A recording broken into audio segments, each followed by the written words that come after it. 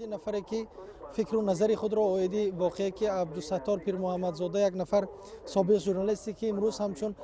با عباره در تاکسی پنجم کار و فعالیت میکرد بیان داشتن و در حقیقت هم این توانست که یک برنامه‌هایی که اعضایان تشکیلات تروریستی اکستریمیستی حزب نهضت گروه اکستریمیستی 24 در برنامه‌های خود همین مسئله را خیر هم یک واکنش‌ها و گویا که از پشه فیل ساخته باشند خواستند که برای یک برپا کردن یک مناقشه گویا که این مسئله را بررسی کرده باشند ولیکن در حقیقت وقتی که می‌بینیم یکی از نشانه‌های دولت حقوق بنیاد این والایت قانون و رعایت آن در دولت میباشد. وقتی که ما امروز به فعالیت همین تاکسی‌های 5 سامانه که در شهر دوشنبه کار و فعالیت میکنند نظر میکنیم وزیر نقلیات جمهوری تاجیکستان این مسئله را بیان داشتند که ما عایدی جهت قانونی به راه ماندن همین گونه